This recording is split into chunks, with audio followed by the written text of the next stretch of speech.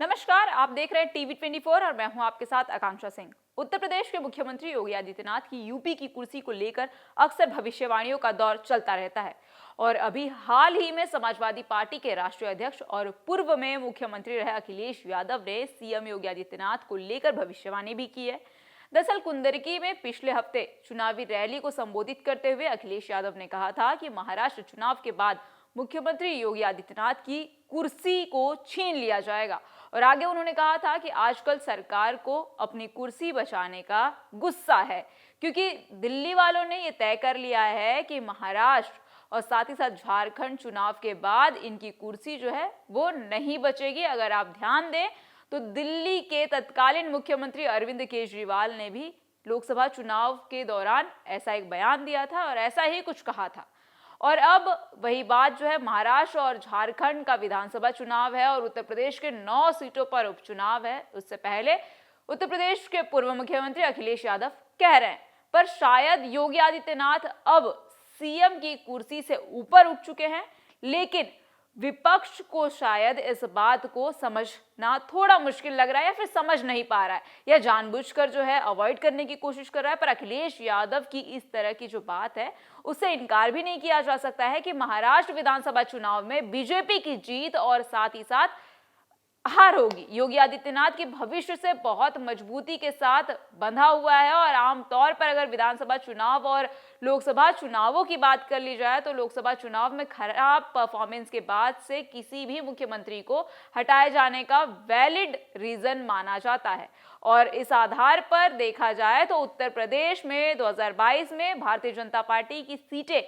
कम होकर 255 हो गई थी, जबकि 2019 में ये सीटें 312 थी और जीतकर पार्टी ने 3/4 बहुमत भी हासिल किया था। और इसी तरह लोकसभा चुनाव में भी देखने को मिला, क्योंकि लोकसभा चुनाव 2019 की अगर बात कर ली जाए तो 2019 के लोकसभा चुनाव में जहां पार्टी ने कुल 78 सीटों पर चुनाव लड़ा था, जिसमें से 62 सीटों पर जीत हासिल की थी, वहीं 2024 के लोकसभा चुनाव में ये सीटें घटकर मात्र 33 ही रह गई हैं। मगर जब इन दोनों झटकों को योगी आदित्यनाथ झेल चुके हैं तो फिर महाराष्ट्र और झारखंड विधानसभा चुनाव और उत्तर प्रदेश में 9 सीटों पर होने वाले विधानसभा चुनाव और उपचुनाव में मिली हार भी उनका कुछ नहीं बिगाड़ पाएगी, ऐसा भी माना जा रहा है। और इनमें कोई संदेह भी नहीं है, लेकिन आरएसएस ने महाराष्ट्र में मोर्चा संभाला हुआ है।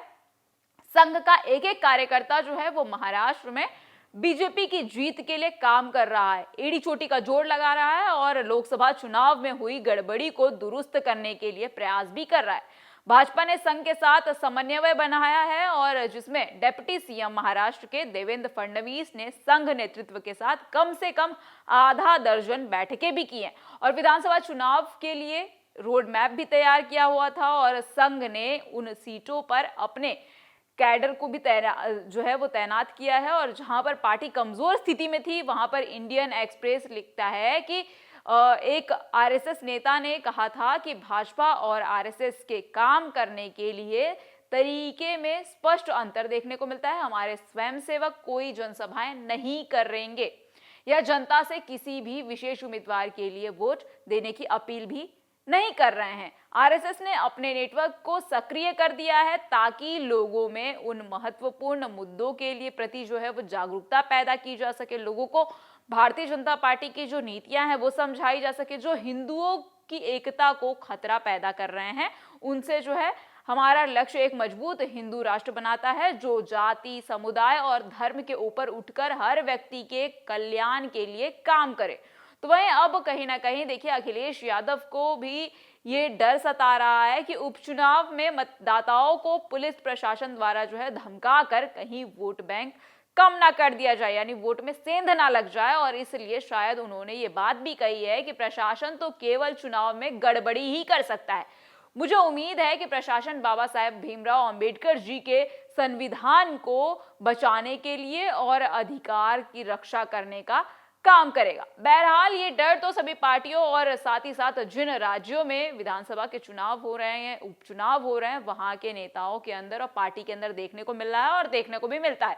और 23 नवंबर को नतीजे आने के बाद ही पता चल पाएगा कि किसकी जीत होगी, किसकी तैयारी अच्छी थी और किसकी हार होगी। बहरहाल खबर कैसी लगी हमें कमेंट सेक्शन में कमेंट करके जरूर बताइएगा। देश और दुनिया की तमाम खबरें देखने के लिए बने रहिए हमारे साथ टीवी 24 के साथ।